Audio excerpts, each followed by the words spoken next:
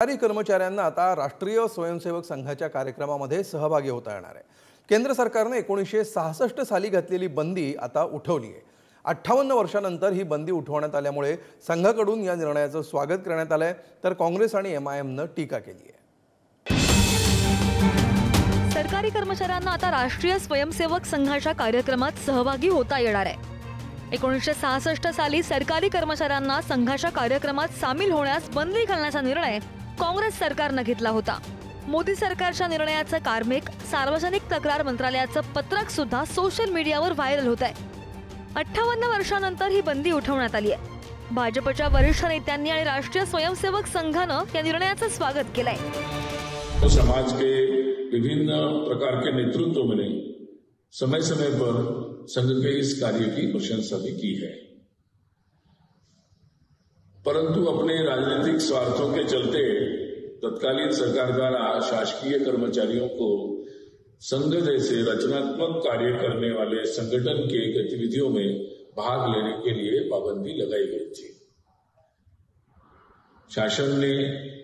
वर्तमान के शासन ने आज उस पाबंदी को जो हटाया है, ये निर्णय समुचित है और भारत की लोकतांत्रिक व्यवस्था को ये निर्णय पुष्ट करेगा। राष्ट्रीय स्वयंसेवक संघ पर जो प्रतिबंध था कि सरकारी मुलाजिम उसमें भाग नहीं ले सकते हैं, उसको जो हटाया है, मैं उसका स्वागत करता हूं। जो निर्णय कांग्रेस पार्टी ने राजनीतिक कारणों से लिया था, उसका हटना एक स्वागत का निर्णय है। तर केंद्र सरकारचा हा निर्णय अयोग्य असल्याची टीका काँग्रेसने केली आहे। संघाच्या राजकीय प्रभावामुळे हा निर्णय घेण्यात आला होता। संघाच्या कार्यात सरकारी कर्मचारी आल्यास ते तटस्थ कसे राहतील असा सवाल सुद्धा विरोधकांनी केलाय। तर NDAतील घटक पक्षांचा या निर्णयाला पाठिंबा आहे का असा सवाल MIM ने केलाय। सरदार पटेल ने जो शुरू किया था कि RSS का काम और सरकार का काम अलग है, दोनों एक साथ नहीं होना चाहिए। और आपको ये भी मालूम है कि ये सब करने के बाद नरेंद्र मोदी जी की सरकार 10 साल से ये रूल को बदला नहीं, तो अब क्यों बदल रहे हैं? इसका मतलब क्या है कि सरकारी लोग को कुछ और लॉयल्टी के साथ काम करना है, ये सिर्फ देश के लिए काम करना है। कोई भी, मैं RSS के बारे में ये सिर्फ कहूंगा कि एक संघ है, उनके खिलाफ लोग हैं, उनके साथ भी लोग हैं। सरकारी जो हमारे एम्प्लॉइज हैं सरकार के, उनकी जिम्मेदारी है सबके लिए काम करने के लिए, पूरे देश के लिए काम करने के लिए। तो ये मैं समझता हूँ ये बिल्कुल गलत है, क्योंकि RSS का जो मेंबर का ओथ होता है, पहले तो मराठी में था, बाद में उन्होंने उसको संस्कृत में किया, फिर थोड़ा अमेंडमेंट्स किए। वो ओथ आपको कहता है कि वो भारत की डाइवर्सिटी को, प्लुरलिज्म को नहीं मानते। वो तो हिंदू राष्ट्र के ऊपर कसम खाते हैं। तो जो हिंदू राष्ट्र के ऊपर कसम खाता वो तो इंडियन नेशनलिज्म के खिलाफ बात कर रहा है। और मेरा मानना यह है कि जितने कल्चरल ऑर्गेनाइजेशंस है उनको परमिट नहीं करना चाहिए। महात्मा गांधींच्या हत्येनंतर 1949 साली राष्ट्रीय स्वयंसेवक संघावर पहिल्यांदा बंदी घालण्यात आली होती। त्यावेळी पंडित जवाहरलाल नेहरू आणि सरदार वल्लभभाई पटेल यांनी हा निर्णय घेतल्याचं सांगण्यात येत आहे। त्यानंतर 1966 साली सरकारी कर्मचाऱ्यांना संघात सामील होण्यावर बंदी घालण्यात आली होती।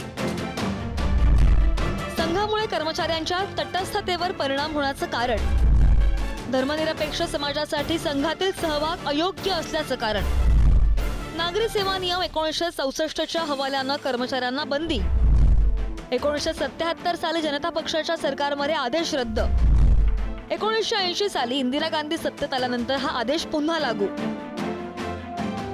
सरकारच्या या निर्णयाने संघाला आणखी बळ मिळेल का अशी चर्चा सुरू झाली। केंद्रातील मोदी सरकारने अतिशय चांगला निर्णय घेतलेला आहे। सरकारी कर्मचाऱ्यांनी संघाच्या शाखेत जाऊ नये यावर जी बंदी होती ती बंदी उठवण्याचा मोदी सरकारचा निर्णय स्वागतार्ह आहे। राष्ट्रीय स्वयंसेवक संघ ही सांस्कृतिक राष्ट्रवाद जोपासणारी आणि जगातील सर्वाधिक शिस्तबद्ध असलेली सर्वात मोठी अशी संघटना आहे। वसुधैव कुटुंबकम म्हणजे संपूर्ण जगाच्या कल्याणाची कामना करणारी एकमेव संघटना म्हणून राष्ट्रीय स्वयंसेवक संघाची ओळख आहे। आणि अशा संघाच्या शाखांमध्ये सरकारी कर्मचाऱ्यांना जाण्यापासून रोखण्याचा आधीच्या सरकारांनी घेतलेला निर्णय अन्यायकारक होता आणि तो अन्याय मोदी सरकारने दूर केला। या निर्णयाचं स्वागत केलं पाहिजे। 1925 साली विजयादशमीच्या दिवशी डॉक्टर केशव बळीराम हेडगेवार यांनी राष्ट्रीय स्वयंसेवक संघाची स्थापना केली होती.